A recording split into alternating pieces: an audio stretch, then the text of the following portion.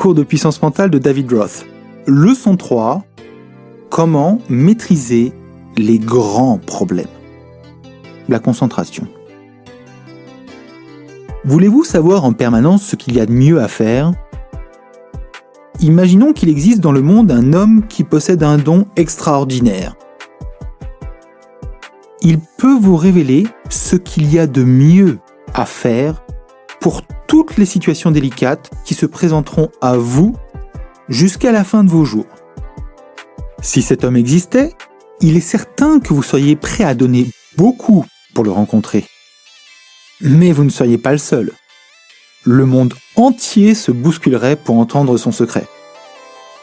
Car tout le monde a des problèmes. Et tout le monde cherche des solutions. Vous possédez les capacités pour acquérir très rapidement la puissance psychologique qui vous aidera à résoudre beaucoup de vos problèmes. Cette puissance psychologique, c'est la concentration. Nous avons déjà parcouru ensemble quelques éléments importants. Comment développer ses centres d'intérêt, comment fixer notre attention, comment capter celle des autres. Nous allons maintenant poursuivre en développant notre niveau d'attention pour en arriver à de la concentration. Voyons un problème précis. Imaginons que vous gérez un commerce. Les affaires tournent rondement, mais l'immeuble que vous occupez doit être démoli. Vous voilà obligé de déménager. Or, vous avez développé une clientèle de quartier, fidèle, que vous ne voulez pas perdre. Il n'y a pas de locaux disponibles dans les environs et pas de terrain sur lequel vous pourriez construire un bâtiment. Vous pensez que déménager vous coûtera cher et qu'en plus, vous risquez de perdre une partie de votre clientèle. D'autre part, si vous ne déménagez pas, vous serez obligé de cesser votre activité. Que faire ? Recommencer un nouveau commerce ailleurs ? Ou abandonner et laisser le champ libre à d'autres ? Beaucoup de personnes ont un faible niveau de concentration. Dans une telle situation, la plupart des gens suivraient un raisonnement très simple. Ils chercheraient à identifier tous les aspects du problème, pèseraient le pour et le contre de chaque argument, puis hésiteraient longuement, ballottés entre les deux possibilités. Ils en arriveraient à une telle situation de tension nerveuse qu'ils finiraient par prendre une décision sous le coup de l'émotion, ne sachant que choisir, ne trouvant aucune solution raisonnable. Une fois la décision prise, ils ressentiraient un grand soulagement et la tension nerveuse, née de l'indécision, retomberait. Dans certains cas, ils pourraient regretter leur décision, se dire qu'ils ont été fous de faire un tel choix.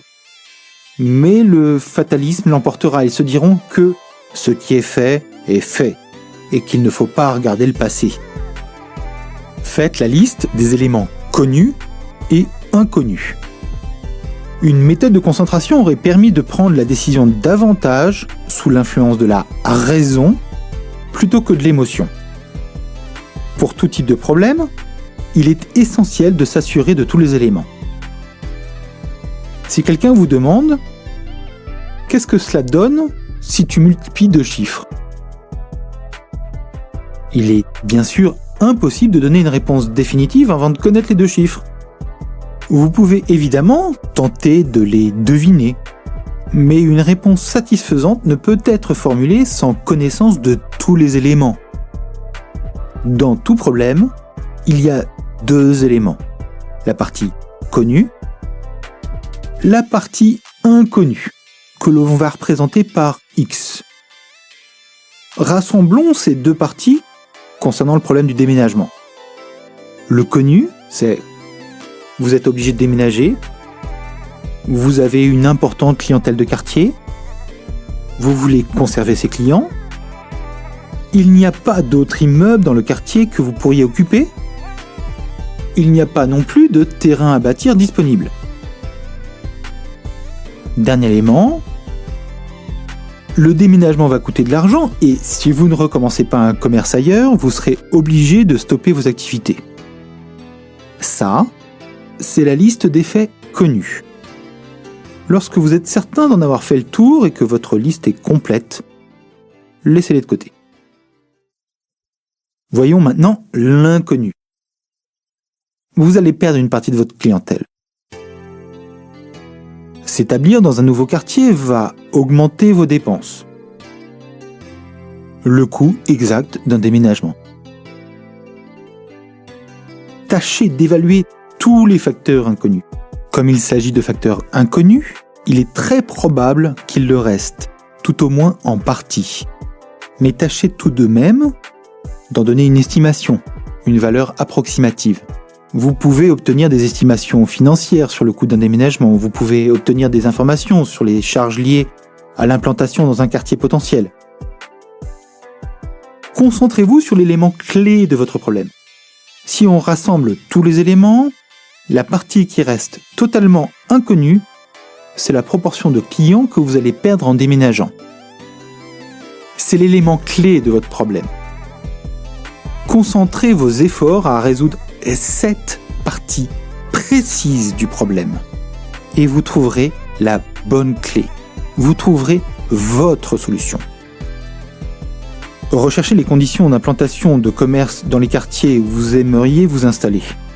Faites une analyse de marché pour identifier la quantité de commerces similaires aux vôtres, déjà installés dans ce quartier. Faites-vous une opinion sur l'activité commerciale de chacun des quartiers. Identifiez le type de population vivant dans chaque quartier. Voyez quelles sont les habitudes de consommation. Concentrez-vous sur les nouvelles données que vous venez d'obtenir.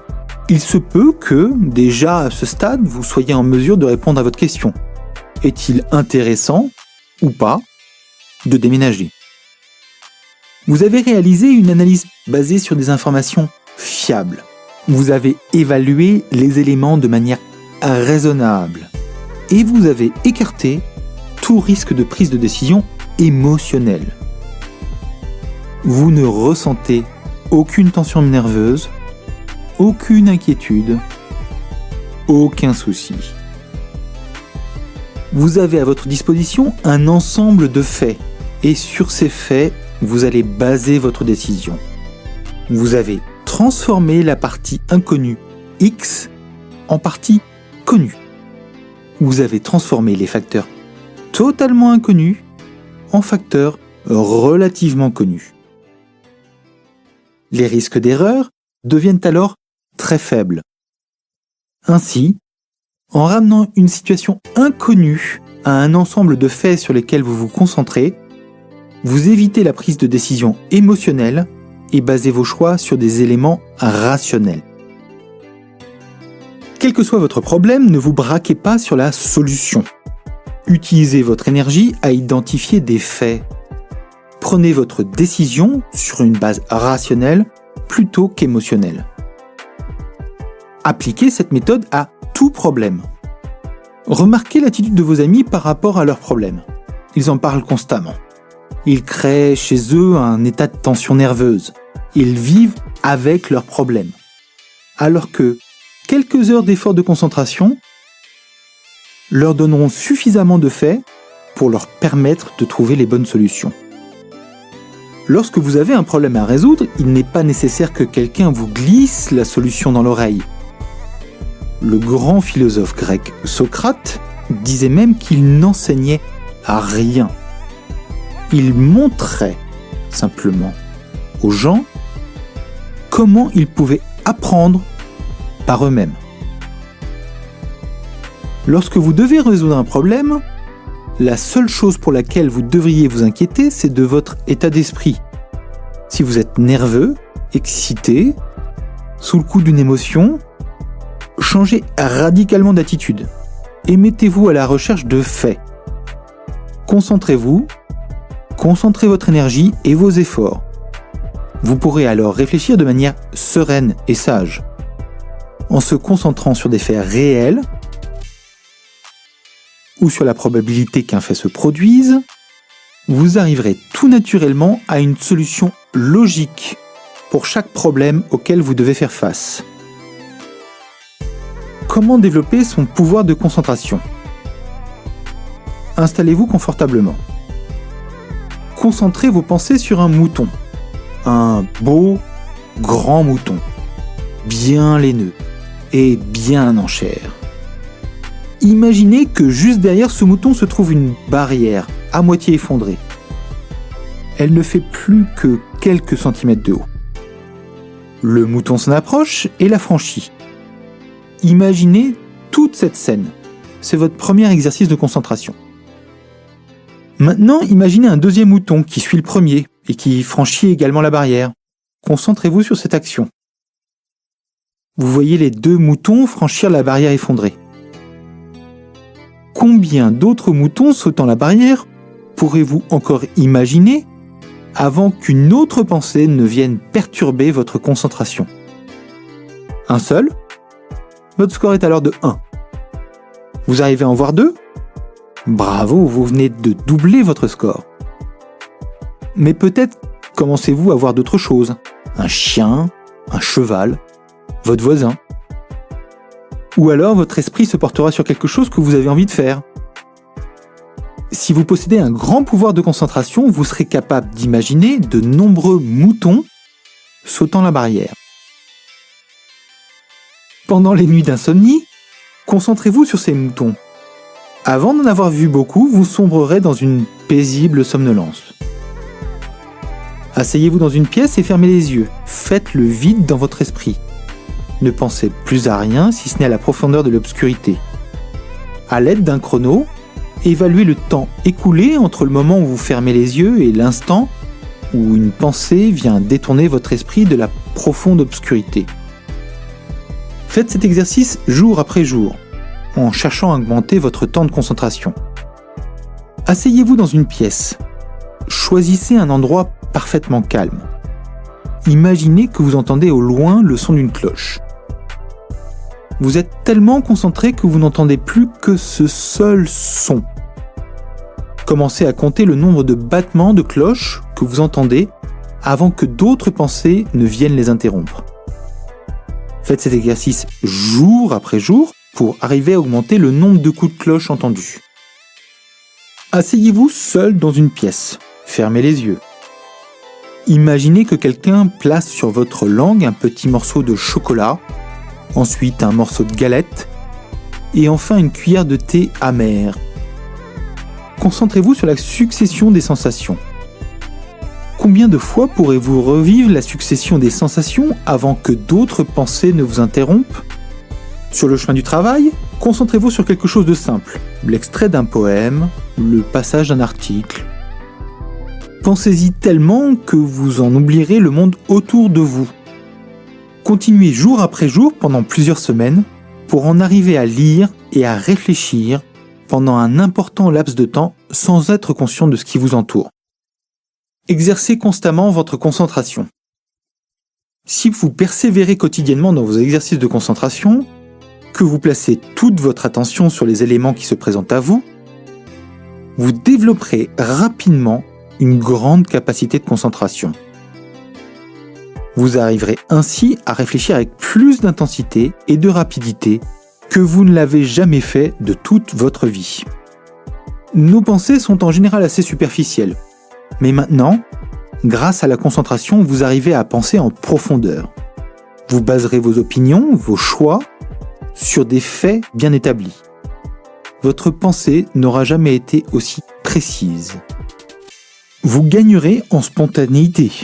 Vous développerez une habitude de concentration qui agira même de manière inconsciente. C'est l'histoire d'un grand mathématicien qui, malgré son acharnement et ses heures de travail, ne parvenait pas à résoudre un problème assez complexe. Il s'endormit et trouva tout simplement la solution pendant son sommeil. Il eut le plaisir d'écrire le résultat dès son réveil. L'habitude de concentration avait agi au-delà de sa conscience, pendant ses rêves. La nuit porte conseil. Vous allez maîtriser vos plus grands problèmes. Si vous avez quelques difficultés, ne vous en inquiétez pas outre mesure. Recherchez les faits et concentrez-vous sur ceux qui sont importants. Faites constamment appel à votre force de concentration et vous verrez la solution apparaître tout naturellement devant vous. La capacité de concentration de vos énergies et de vos pensées vous indiquera la voie pour maîtriser tous vos grands problèmes. Leçon 4 du cours de puissance mentale David Roth. Comment réfléchir rapidement. Formation à la perception, à la sensation, à la réaction et au sentiment. Une tête de poisson. Un élève, désireux d'apprendre les sciences naturelles, demanda à un professeur de suivre son cours.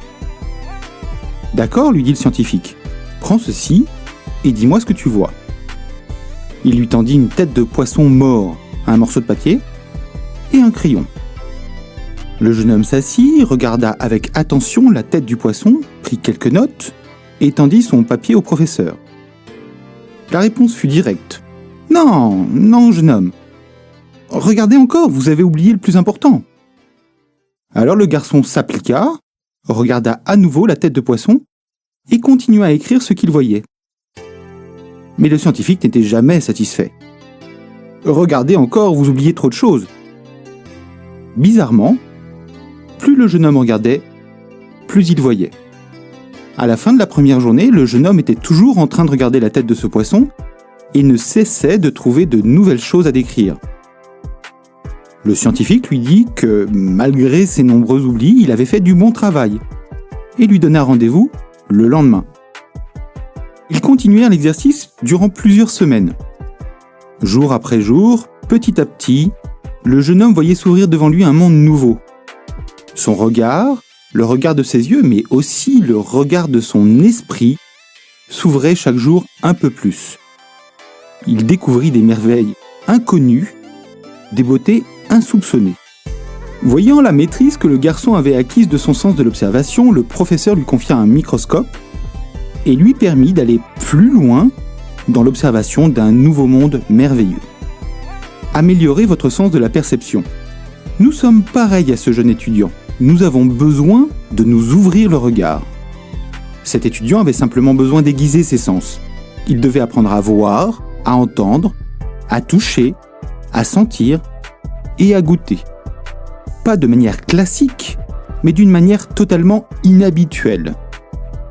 Certaines personnes, habituées à vivre en forêt, ont la capacité de voir et d'entendre des choses qu'un simple promeneur ne soupçonnera même pas.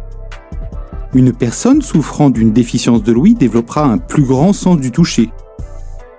Les parfumeurs et les œnologues ont développé leur odorat ou leur goût plus intensément que les autres.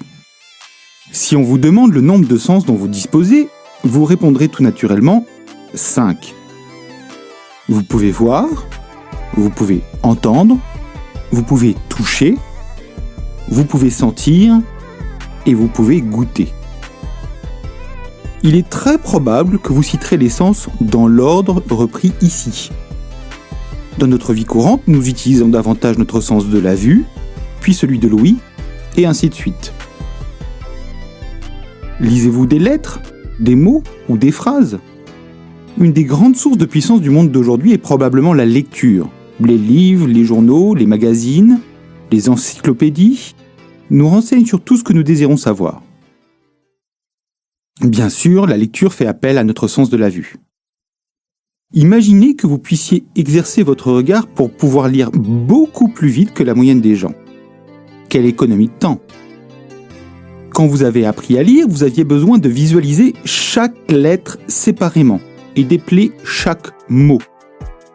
B-O-L, B-O-U-S, J-O-L-I. Par la suite, vous ne deviez plus épeler les mots de 3 ou 4 lettres. En disant bol, bus ou joli, vous ne voyiez plus les lettres séparément, mais vous voyez les mots comme des ensembles. Au fur et à mesure du temps, vous êtes passé du mot à l'expression. Lorsque vous lisiez Vue sur mer ou Tout compris, vous ne voyez plus un ensemble de mots, mais une expression dans sa globalité. Si vous avez l'habitude de lire, vous faites probablement pareil avec des phrases entières, sans plus penser aux lettres ou aux mots. Vous voyez la phrase comme un ensemble. Si le panneau d'affichage dans une gare indique « Le train de 8h40 a 10 minutes de retard », vous lisez la phrase d'un trait, sans être obligé de décomposer les mots.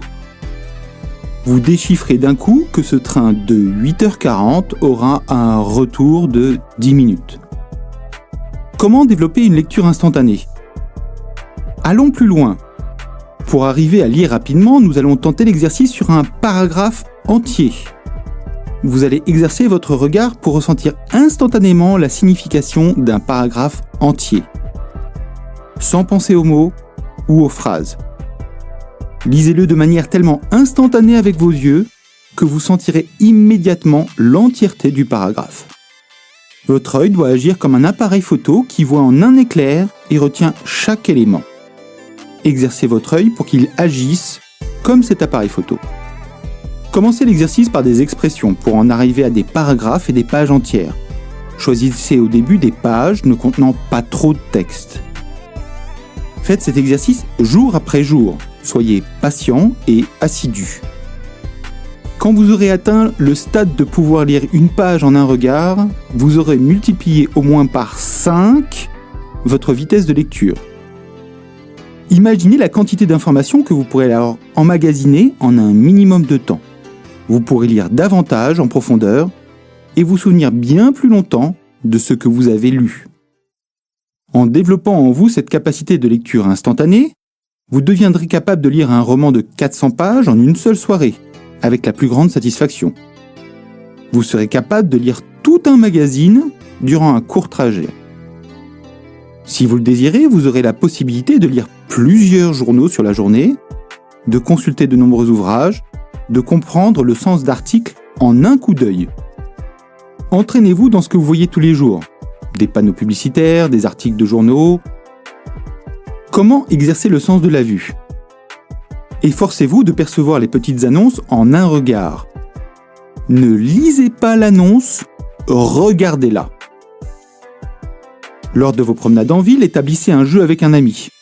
Vous passez tous les deux devant la devanture d'un magasin sans vous arrêter. Quand vous êtes passé, vous faites la liste de tout ce que vous avez vu. Le gagnant est bien sûr celui qui s'est souvenu du plus grand nombre de choses. Lorsque vous êtes seul, faites le même exercice, mais allez vérifier dans la devanture ce que vous avez oublié. Continuez l'exercice pour toutes les vitrines du quartier jusqu'à ce que vous soyez capable de vous souvenir de tout ce que vous avez vu. Rappelez-vous de Robert Houdin et de son fils, qui avaient exercé leur art pour en devenir totalement parfait. Passons aux couleurs. Regardez un bâtiment un court instant. Détournez la tête et remémorez-vous le nombre de couleurs, les nuances qui ornent les murs, les fenêtres et le bâtiment. Identifiez les rouges, les verts, les tons clairs, foncés. Regardez à nouveau le bâtiment et voyez ce que vous avez oublié. Faites le même exercice avec la devanture d'un magasin. Rappelez-vous de toutes les variations de couleurs que vous y avez vues. Plus difficile, faites l'exercice sur une scène très hétérogène. Placez-vous à un point d'observation vous permettant de voir une foule entière dans une rue commerçante. Faites fonctionner votre œil comme s'il était un appareil photo. Fixez la scène et souvenez-vous de tout ce qui se passe en une fraction de seconde. Entraînez la précision de votre regard. Exercez la précision de votre œil pour les formes, les nombres et les tailles. Ne vous fiez pas au premier regard. Réfléchissez avant de répondre. Regardez les deux cercles A et B fournis dans la partie écrite. À première vue, lequel est le plus grand ? Concentrez votre regard sur les cercles, ne regardez plus les carrés. Vous constaterez que les deux cercles ont exactement la même taille. Si vous vous êtes trompé, c'est que votre attention était distraite par les carrés. Regardez maintenant les deux lignes A et B qui sont à nouveau dans la partie écrite. On dirait au premier regard que la ligne A est plus courte que la ligne B. C'est l'influence des flèches aux extrémités. Concentrez votre attention uniquement sur les lignes et vous découvrirez qu'elles ont exactement la même longueur. Maintenant, regardez les groupes de lignes A et B qui sont dans la partie écrite. De la même façon, le premier regard nous donne à penser que les lignes A sont plus courtes que les lignes B. mais en se concentrant uniquement sur la longueur et en ne tenant pas compte du nombre de lignes, nous voyons qu'elles ont la même longueur. Faites pareil pour les figures qui se trouvent à nouveau dans la partie écrite. L'agencement des lignes nous induit en erreur. Nous avons l'impression que A est plus court que B. Concentrez-vous uniquement sur les lignes A et B et vous verrez qu'elles ont la même longueur. Prenons un autre type de dessin, toujours dans la partie écrite. Partez du principe que la petite figure A est placée sur un sommet. Vous distinguez alors facilement les pentes inclinées de la pyramide. Inversons la situation. Imaginons que le carré A est le fond d'un récipient. Votre regard ne verra plus de pyramide mais plutôt une figure creuse. Par un simple effort d'imagination, vous pouvez faire apparaître le dessin sous deux formes différentes, en pyramide ou en figure creuse. Exercez-vous tous les jours à faire des estimations de longueur, de largeur, de hauteur, d'épaisseur et de distance. Vérifiez vos observations en mesurant. Exercez votre regard à se concentrer entièrement et uniquement sur les dimensions, en écartant tout autre aspect qui pourrait distraire votre attention et fausser votre impression. Maintenant, exercez votre sens de l'ouïe. En plus de votre vue, exercez votre sens de l'écoute pour que votre ouïe devienne extraordinairement fine et précise. Demandez à un ami de vous aider pour l'expérience suivante. Asseyez-vous dans une pièce, fermez les yeux et demandez à votre ami de placer une montre dans votre champ d'audition. Sans ouvrir les yeux, essayez de lui donner l'emplacement exact de la montre. Répétez l'expérience jusqu'à obtenir un niveau total de réussite. Écoutez le bruit d'un train, d'une voiture, d'une camionnette ou d'un bus. Fixez toute votre attention sur le son. Évaluez le temps pendant lequel vous l'entendrez avant qu'il ne disparaisse.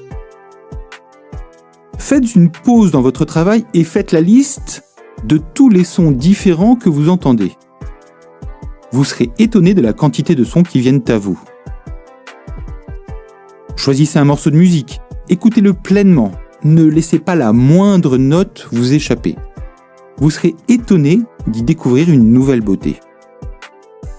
Mettez un CD ou un fichier numérique de musique orchestrale et tâchez d'identifier chacun des instruments. Faites attention à la voix des personnes qui vous parlent pendant la journée. Le soir, tâchez de vous les rappeler. Lorsque vous êtes dans la nature, notez les différents cris d'animaux entendus. Associez un animal à chaque cri. Écoutez une conférence. Faites attention à ne pas en rater le moindre mot, quels que soient les incidents qui pourraient se produire. Mettez votre esprit dans une attitude d'écoute totale, peu importe que le sujet soit intéressant ou non. Faites pareil pour tout discours ou conversation auquel vous assistez. Vous aurez la sensation d'entendre davantage de choses. En réalité, vous aurez amélioré vos capacités d'écoute. Physiquement, vous n'entendez pas mieux qu'avant, mais mentalement, vous entendez tout. Dans toutes les circonstances, ne vous limitez pas à une écoute passive. Efforcez-vous d'entendre tout ce qui est dit. Dans les endroits de quiétude complète, écoutez la douceur du silence. Tendez votre esprit et vos oreilles pour distinguer le bruissement du vent, le murmure d'un ruisseau, la chute d'une feuille. Après quelques exercices, vous serez étonné de la variété des sons qui vous entourent. Concentrez-vous pour entendre le moindre petit bruit et, progressivement, vous développerez une grande puissance d'écoute. Avez-vous les doigts sensibles ? Une personne non-voyante possède un sens du toucher extrêmement développé. Elle passe l'extrémité de ses doigts rapidement sur une page en braille et apparemment sans effort, parvient à lire le texte en effleurant les lettres. Si vous faites le même exercice, même lentement, et en connaissant l'alphabet braille, vous ne parviendrez probablement pas à grand-chose. L'intelligence et la rapidité n'y sont pour rien. Pourquoi ? parce que la personne non-voyante s'est exercée pour développer son sens du toucher. C'était un besoin essentiel pour elle. Au début, elle n'était pas plus experte que vous. Si cette personne a pu le faire, vous y arriverez également. Vous avez toutes les capacités pour développer votre sens du toucher et en tirer parti pour votre vie quotidienne. Comment améliorer votre sens du toucher ? Fermez les yeux et tâchez d'identifier un ensemble d'objets que vous n'auriez pas vus auparavant. Placez quelques pièces sur une table. Choisissez des pièces moulées dans des métaux différents.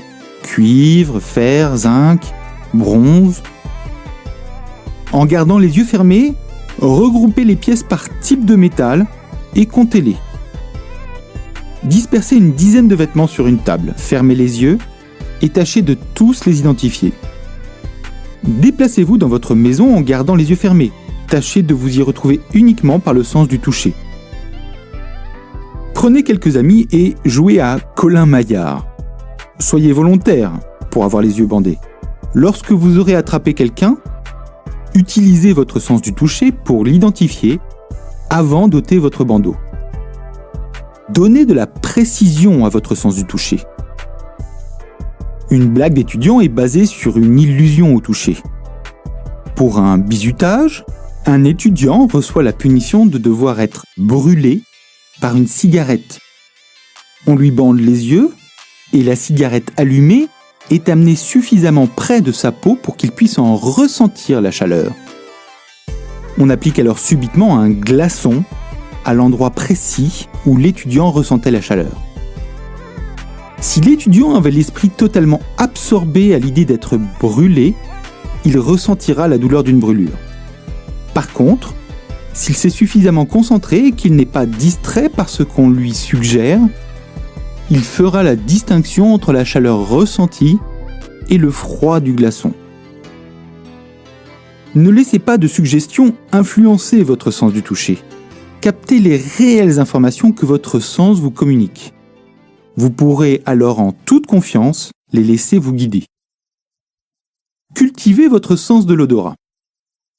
Durant votre vie, il est très probable que vous n'avez pas eu beaucoup l'occasion de développer votre sens de l'odorat. Il existe pourtant des exceptions. Les parfumeurs ou les œnologues ont généralement développé un odorat extrêmement fin. Plusieurs professions dépendent de la précision de leur sens de l'odorat. Ne les appelle-t-on d'ailleurs pas des nez ? Comment améliorer votre sens de l'odorat ? Placez un ensemble de différentes fleurs odorantes juste devant vous.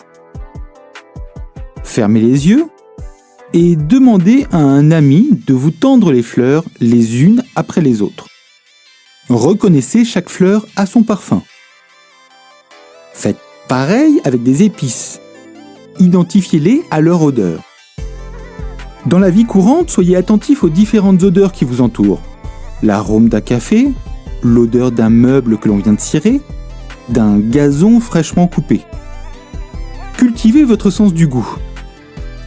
Comme pour l'odorat, certains métiers ont particulièrement développé le sens du goût. Les professionnels du vin, les critiques gastronomiques, les préparateurs alimentaires. Il ne vous est probablement pas nécessaire d'arriver à leur niveau d'expertise, mais il vous sera certainement utile de développer votre sens du goût. Mangez lentement, en mâchant avec insistance jusqu'à ce que vous ressentiez le goût de vos aliments. Vous redécouvrirez le plaisir de manger toute une série d'aliments que l'on ne mange plus que par habitude, sans y faire attention, comme le pain, l'eau ou les légumes. Prenez une dizaine de substances courantes. Du sucre, du sel, de la farine, du poivre, de la muscade, de la moutarde, du ketchup. Fermez les yeux et demandez à un ami de placer successivement un petit peu de chacun des éléments sur le bout de votre langue. Identifiez chaque substance. Tâchez d'identifier les différences de goût entre plusieurs sortes de café. L'arabica, le moka. Faites pareil avec des thés de différentes origines. Mélangez vos sens. L'homme, aujourd'hui, est tellement assisté dans tous ses besoins qu'il ne ressent plus le besoin de développer ses sens, exception faite de certains métiers. La sensibilité personnelle peut être fort différente d'une personne à l'autre. Certains seront plus sensibles que d'autres et auront les sens en éveil plus rapidement. Devenez une personne sensible. Stimulez l'éveil de vos sens. Lorsque vous vous promenez, arrêtez-vous pour tout observer autour de vous. Pendant quelques minutes, concentrez tous vos efforts pour être conscient de tout ce qui se passe. Remarquez les variétés de couleurs, les mouvements, les formes. Percevez tous les sons, qu'ils soient proches ou lointains. Ressentez le souffle de l'air sur votre visage. Identifiez toutes les odeurs. Faites fonctionner vos 5 sens. Faites pareil lors d'une promenade à la campagne. Regardez, écoutez, touchez, goûtez et sentez avec la même intensité. Vous vous sentirez vivre, vous vous sentirez plus jeune et plus fort. Vous sentirez en vous un grand équilibre mental. Vous développerez une sensibilité de poète, un éveil constant à la beauté des choses qui vous entourent. Utilisez vos sens dans la vie courante, dans vos joies, dans vos éclats de rire et dans vos émotions. Faites le maximum pour ressentir ce que vos 5 sens veulent vous dire. Faites-en des alliés, des amis. La complicité de vos sens dans vos capacités mentales vous surprendra. Elle vous apportera aisance et précision dans tous vos raisonnements. Cours de puissance mentale illimitée de David Broth, leçon 5. Comment apprendre par la pratique? L'apprentissage moteur. Selon certains psychologues, une des principales méthodes d'apprentissage est l'apprentissage moteur, ou l'entraînement des nerfs et des muscles. Vous apprenez au travers de vos mouvements. Comment apprendre à écrire sans devoir écrire? Apprendre à écrire selon ce type d'apprentissage vous exerce au mouvement du bras, à la position du stylo dans la main, mais sans rien écrire sur papier. Vous insufflez à vos nerfs et vos muscles les mouvements de l'écriture. Vous faites le mouvement de cercle et de courbe, de ligne et de trait, sans tracer le moindre trait. Après suffisamment d'entraînement, vous commencez enfin à écrire. Vous constaterez petit à petit, sans vous en rendre compte, que vous avez formé vos muscles et vos nerfs à une coordination qui vous donne maintenant la capacité d'écriture. Appliquez l'apprentissage moteur à tout ce que vous désirez apprendre et vous deviendrez rapidement un expert. L'apprentissage moteur pour une bonne orthographe. Si vous éprouvez quelques difficultés pour orthographier certains mots, utilisez la technique de l'apprentissage moteur pour vous éviter de nouvelles erreurs. Repérez les mots dans lesquels vous faites généralement des fautes d'orthographe. Vous allez les écrire quelques fois, lentement et correctement, en prenant à chaque fois le temps de former chaque lettre. Faites des caractères de taille relativement grande afin d'associer à votre mouvement le contrôle de vos muscles et vos nerfs. Si certaines lettres en particulier vous posent problème, n'hésitez pas à les écrire en majuscules et dans une taille plus grande.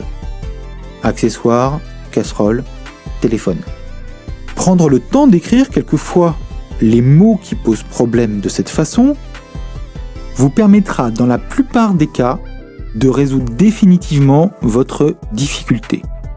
L'apprentissage moteur dans le dessin. Lorsque vous désirez réaliser un dessin, exercez vos muscles et vos nerfs par un apprentissage moteur. Faites les mouvements dans les airs, comme si vous dessiniez, mais ne tracez aucun trait sur le papier. Fixez toute votre attention sur l'objet. Ne regardez plus que lui. Sans détourner une seule seconde vos yeux, laissez vos muscles guider le crayon. Laissez-les exécuter tout mouvement comme si vous étiez en train de réellement dessiner. Mettez-y beaucoup de précision. Refaites plusieurs fois la totalité des mouvements. Posez alors le crayon sur votre feuille de papier et faites réellement le dessin. Cette seule petite séance d'apprentissage moteur vous permettra déjà de sensiblement améliorer vos capacités de dessin. L'apprentissage moteur pour la musique. Vous désirez apprendre à jouer d'un instrument de musique ou apprendre un nouveau morceau. Faites-en tous les mouvements avec beaucoup de précision mais sans produire le moindre son. Faites-le à plusieurs reprises avec la même précision et la même concentration. Jouez enfin réellement le morceau. L'apprentissage moteur vous permettra de faire de nets progrès assez rapidement. L'apprentissage moteur dans le sport. Vous désirez faire du roller ou du patinage. Il n'est pas nécessaire dans un premier temps d'aller vous exercer à l'extérieur ou sur une patinoire. Restez dans votre salon et faites tous les mouvements avec la plus grande précision dans un périmètre limité. Lorsque vous tenterez l'aventure sur le trottoir ou sur la glace, vous constaterez que vos muscles répondront plus facilement que d'ordinaire. Faites pareil si vous désirez apprendre à danser. Répétez les pas et les figures, seul dans votre salon. Effectuez lentement les mouvements à plusieurs reprises afin de donner à vos muscles et à vos nerfs la coordination nécessaire pour rapidement pouvoir danser. Appliquez ce type d'apprentissage à toutes les activités sportives qui demandent un apprentissage de la coordination entre vos muscles et vos nerfs. Vous deviendrez rapidement un excellent partenaire pour le tennis, le golf, le basket ou toute autre discipline. Faites appel à l'apprentissage moteur chaque fois que vous en avez la possibilité. Ce type d'apprentissage vous aidera dans toutes les situations qui nécessitent une coordination de vos muscles et de vos nerfs. Il vous apportera une aide rapide pour maîtriser avec aisance une nouvelle activité ou pour vous perfectionner. Pour un sport, pour une activité professionnelle ou pour un loisir. Leçon 6 du cours de puissance mentale illimitée David Roth. Comment apprendre rapidement par l'observation? L'apprentissage visuel. Apprendre sans dire un mot. Un animal possède très peu de capacité de raisonnement. Imaginons que vous cherchiez à apprendre quelque chose à un singe. Vous pouvez passer de longues heures à lui expliquer en paroles les gestes précis que vous attendez de lui. Vous resterez des semaines entières devant sa cage à répéter aux explications sans que cela n'ait le moindre résultat. Le singe ne comprendra pas ce que vous attendez de lui. Puis un jour, une personne voyant ce que vous cherchez à faire utilisera une autre méthode. Il effectuera, lui-même devant l'animal, les mouvements exacts de ce que l'on attend de lui. Le résultat ne se fera pas attendre. L'animal imitera ces mouvements. L'animal voit, ses yeux comprennent, sans le moindre raisonnement, il voit et il imite. Appliquez ce principe dans les affaires. Vous vendez des machines que les utilisateurs doivent apprendre à utiliser. Vous prenez grand soin à rédiger des manuels didactiques contenant toutes les indications nécessaires pour apprendre le fonctionnement de vos machines. Un concurrent vendant les mêmes types de produits que vous propose de faire une démonstration de l'utilisation des machines aux futurs utilisateurs. Il organise une séance durant laquelle il va passer en revue toutes les manipulations nécessaires pour le bon fonctionnement du matériel en montrant aux personnes les mouvements nécessaires. Les ouvriers, en regardant la démonstration, apprendront bien plus en quelques heures qu'en quelques jours à lire votre manuel. Vos affaires risquent bien de décliner rapidement. En pédagogie, on parlera d'apprentissage visuel. L'apprentissage visuel est un moyen de puissance étonnant pour acquérir ou pour communiquer de l'information. Si vous devez apprendre à réaliser quelque chose, insistez pour en avoir une démonstration. N'ayez pas peur d'y consacrer du temps et de l'argent Prenez le temps d'aller voir les personnes en train de faire ce que vous devez apprendre. Vos facultés de pensée peuvent être extrêmement rapides, mais vos yeux iront toujours un peu plus vite. Appliquez ce principe d'apprentissage à tout enseignement ou toute formation.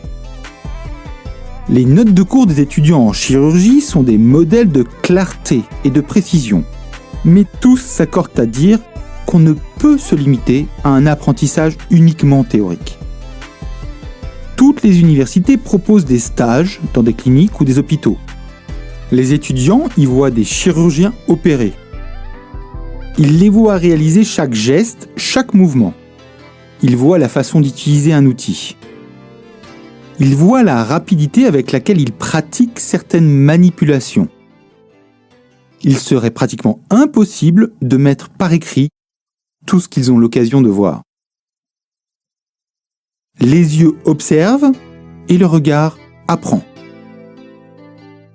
Si vous désirez apprendre l'utilisation de n'importe quel type de machine, regardez la façon de l'utiliser. Si vous désirez apprendre à quelqu'un comment utiliser une machine, utilisez-la devant lui. Ce sera très profitable pour vos affaires. Profitez de chaque opportunité pour utiliser vos yeux. Prenez le temps de regarder les dessins, les schémas. Analysez les cartes et les plans.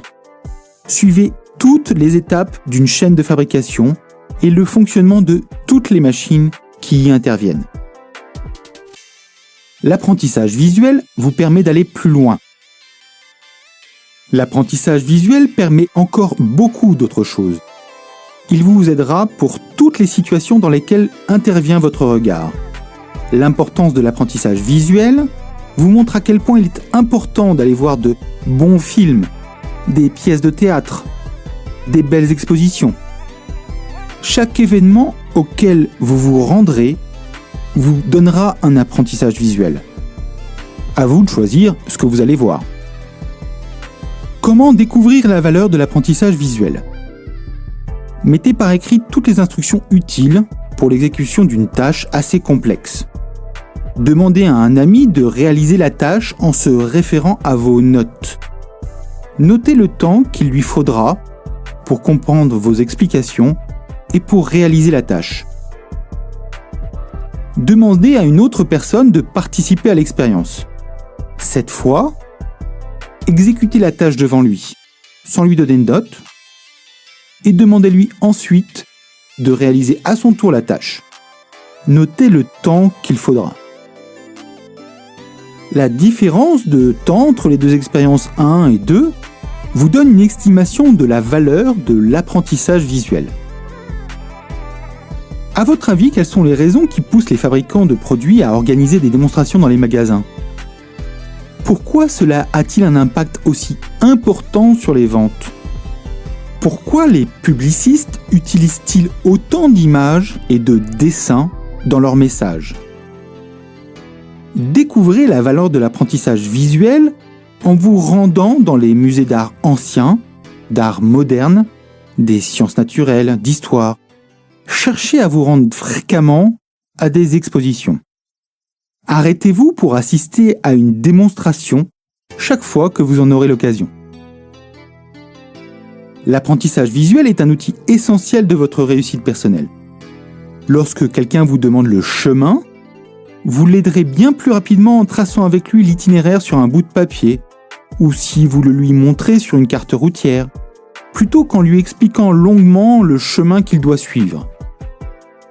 Le plan va clarifier l'explication, il va attirer son attention et l'aidera à se souvenir du parcours. Il vous comprendra ainsi immédiatement et trouvera sa route sans difficulté. Pourriez-vous m'indiquer la route ? Je ne suis pas d'ici. Peut être traduit en langage psychologique par « Entraidons-nous par apprentissage visuel ». Leçon 7 du cours de puissance mentale illimitée David Roth. Comment apprendre par l'écoute ? L'apprentissage auditif. 3 manières principales d'apprentissage. Les 3 types d'apprentissage principaux sont l'apprentissage moteur, l'apprentissage visuel que nous avons vu précédemment et l'apprentissage auditif. Nous apprenons quotidiennement en combinant ces 3 formes d'apprentissage. Toutes les plus grandes institutions scolaires l'ont compris depuis longtemps en intégrant des travaux pratiques en complément des formations théoriques. L'apprentissage auditif demande une très grande écoute. Ce type d'apprentissage est l'un des plus importants. Les étudiants en chirurgie viennent voir lors des stages le déroulement d'une opération. Ils voient les gestes précis du chirurgien, ils visualisent le contenu de leurs notes de cours. Mais en même temps, le chirurgien leur parle. Il décrit verbalement toutes les manipulations qu'il est en train d'effectuer. Il ajoute ainsi un apprentissage auditif. Les étudiants mettent ainsi des mots sur ce qu'ils sont en train de voir. Ils combinent donc 2 formes de contact, le visuel et l'auditif. En frappant 2 fois sur un clou, ils s'enfoncent davantage. Les apprentissages visuels et auditifs doivent être complétés par un apprentissage moteur. La 3e étape pour un étudiant en chirurgie consiste à réaliser le même type d'opération que celle qu'il vient de voir. Il pourra au minimum refaire tous les gestes du chirurgien. Il complétera ainsi son apprentissage par un apprentissage moteur. La combinaison successive de la vue, de l'écoute et de l'action nous donne la combinaison la plus solide des formes d'apprentissage. En ne donnant pas l'information à nos yeux, à nos oreilles ou à nos muscles, nous affaiblissons notre processus d'apprentissage. Comment avoir une bonne orthographe ? Si vous estimez ne pas avoir une bonne orthographe, utilisez les 3 méthodes d'apprentissage, moteur, visuel et auditif.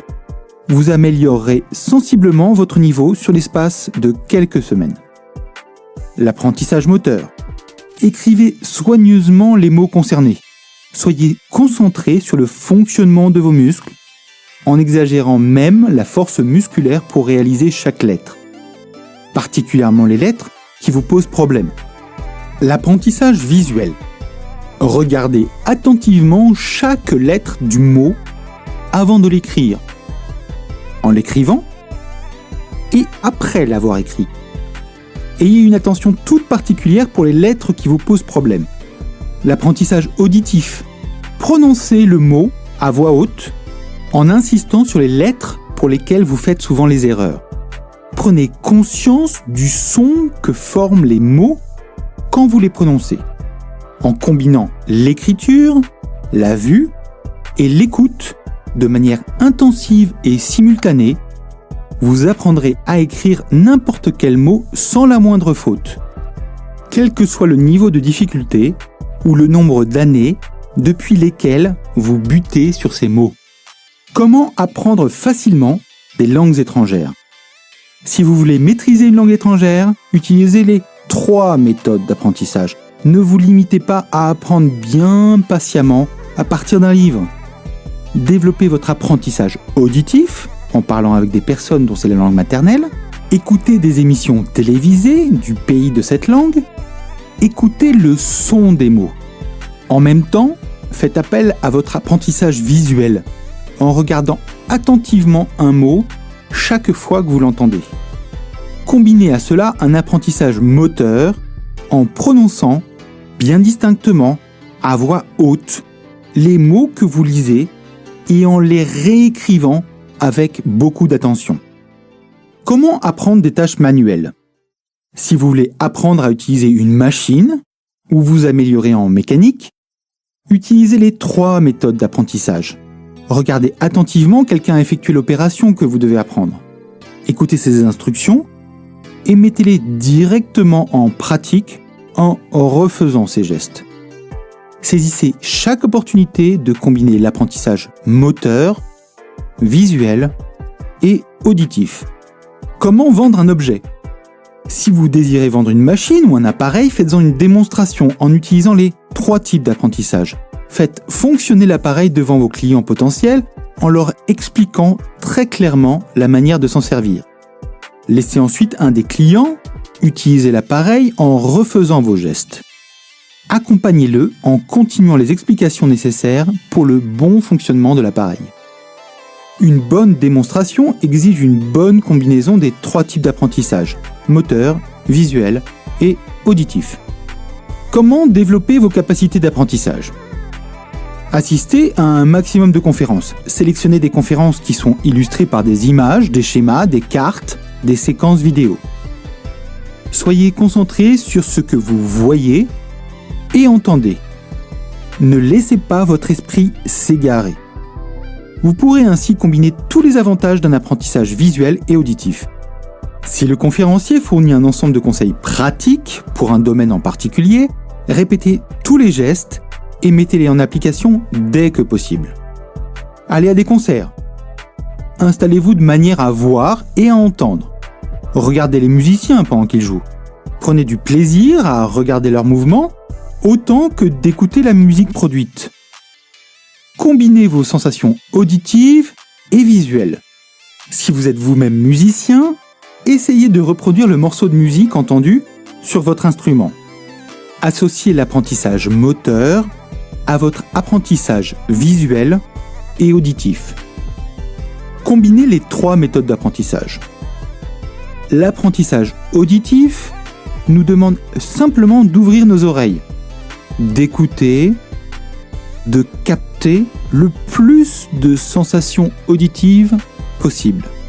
L'apprentissage auditif fait partie intégrante d'un apprentissage complet.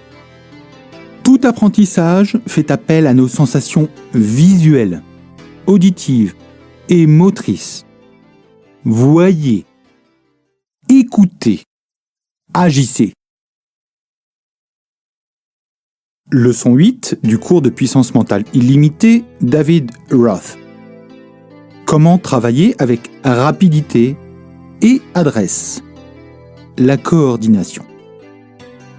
Devenez un travailleur rapide et adroit. Vous suivez ce cours avec l'intention d'acquérir de la rapidité et de l'adresse dans votre travail, mais vous êtes sceptique. Vous vous dites qu'il sera bien difficile, en une seule leçon, d'assimiler autant d'informations.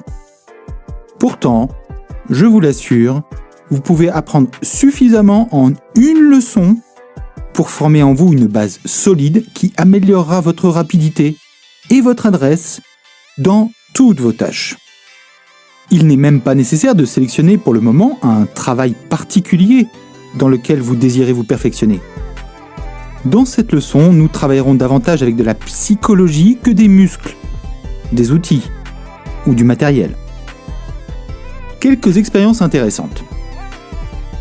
Asseyez-vous à votre bureau, prenez une feuille de papier et un crayon. Fermez les yeux et, sans jamais les ouvrir, faites le dessin d'un homme. Ouvrez les yeux et regardez votre dessin. Vous êtes probablement un peu déçu du résultat.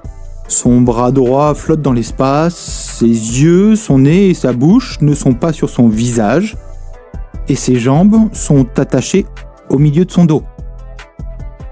Qu'est-ce que c'est que ce dessin bizarre ? Et qu'a-t-il comme lien avec le fait de devenir un travailleur rapide et ingénieux ? La réponse se trouve dans les imperfections de votre dessin.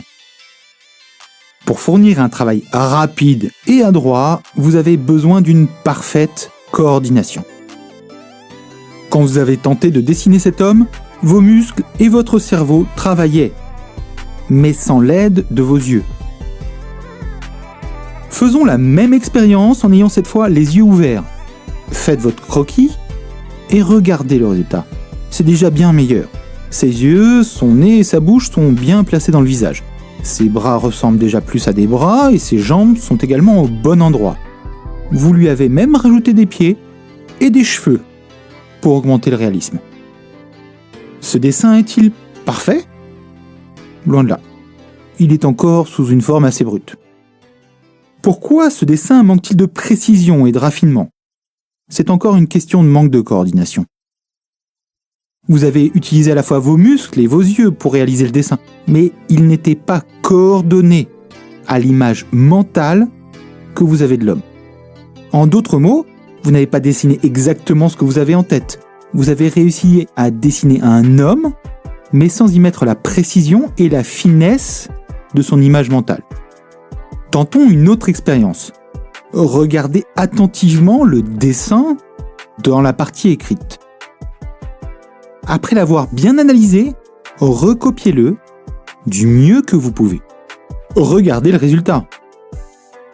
Ce dessin est pour certains détails probablement meilleur que votre dessin précédent et de loin supérieur à votre premier dessin.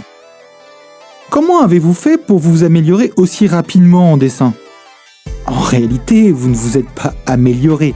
Vous n'avez pas créé de capacité de dessin en vous. Comment est-ce possible ? La coordination vous amène une amélioration immédiate. Dans le premier dessin, vous avez dessiné avec très peu de coordination. Pour le deuxième dessin, vous avez coordonné vos yeux et votre main avec une idée mentale vague du modèle. Dans le troisième dessin, vous avez coordonné votre main, votre œil et le modèle de dessin qui vous était proposé. Davantage de coordination a produit un bien meilleur dessin. Si votre but est de pouvoir dessiner rapidement et avec adresse, vous venez déjà d'apprendre un principe psychologique qui fera rapidement de vous un bien meilleur dessinateur. Coordonner. D'accord pour coordonner, mais que faut-il coordonner ? Retournons aux expériences de dessin. Tout d'abord, nous avons réalisé que vous aviez besoin de vos yeux. Ensuite, nous avons vu que vous deviez disposer d'une image beaucoup plus précise pour pouvoir dessiner. Quelle que soit votre profession, horloger, chirurgien, tailleur de pierre, maçon, mécanicien, ou le métier que vous désirez apprendre, dès qu'il vous sera nécessaire d'utiliser vos mains, vous aurez besoin d'une parfaite coordination. Revenons à nos expériences. Comment faire du bon travail ? Vous avez besoin de vos yeux et d'une image mentale précise. Utilisez cette technique dans votre travail. Imaginons que vous deviez réparer les freins d'une voiture. Pour être rapide et adroit, vous avez besoin de vos yeux et d'une image mentale précise ou de schéma qui vous montre le moyen d'assembler les pièces. Imaginez avec quelle facilité et quelle rapidité vous pourriez monter toutes les pièces si, en commençant votre travail, vous aviez en tête une image très nette de tous les éléments qui interviennent. Les disques, les plaquettes, les mâchoires, les ressorts. Vous auriez en tête l'emplacement, la forme et les dimensions de chacune des pièces.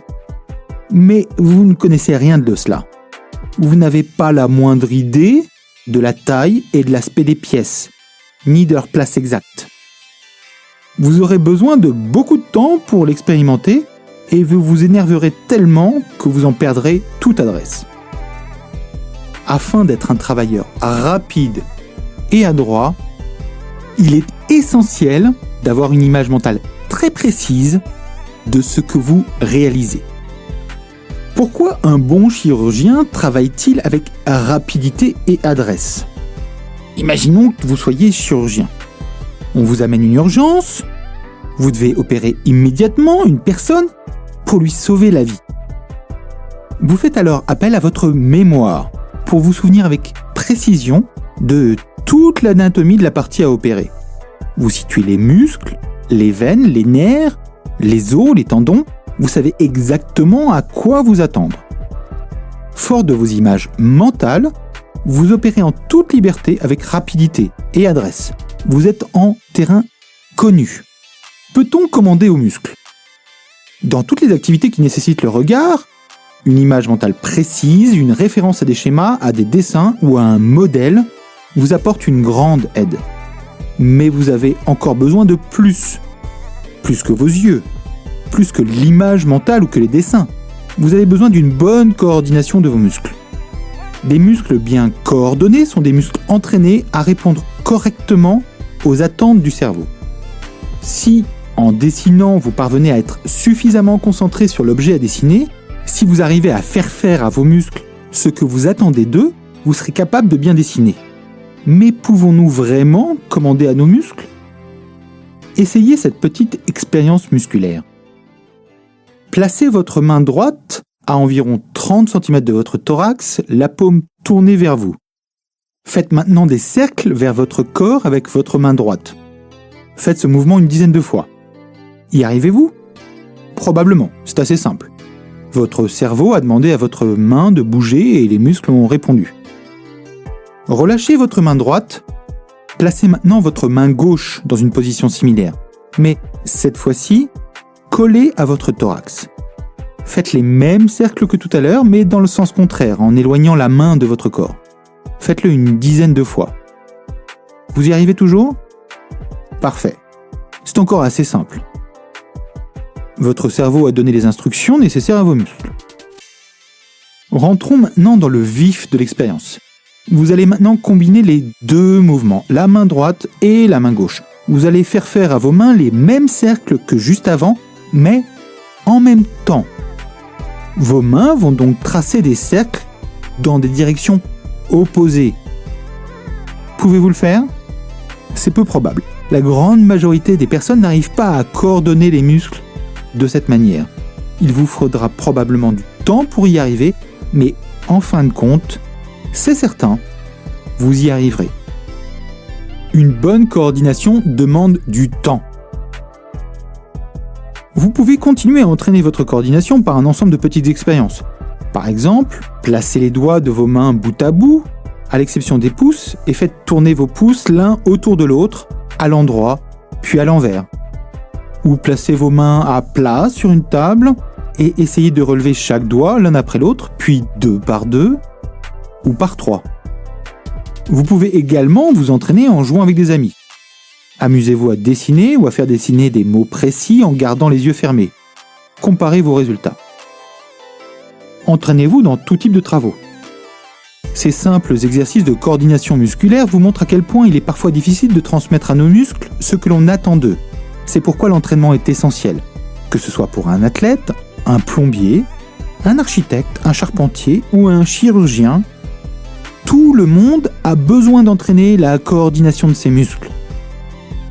Lorsque vous avez un nouveau travail difficile à réaliser, dans la mesure du possible, essayez de vous exercer à effectuer les mouvements nécessaires avant de faire le travail en lui-même. Formez au préalable vos muscles à la coordination nécessaire pour ce travail. La coordination intervient presque partout. Nous avons constamment besoin de coordonner notre vue, notre ouïe, notre toucher, notre goût et notre odorat avec nos mouvements musculaires. Plus vous arriverez à une coordination rapide et immédiate, plus vous pourrez baser votre travail sur une image mentale précise. Plus vous arriverez à commander vos muscles, plus vous deviendrez un travailleur rapide et adroit.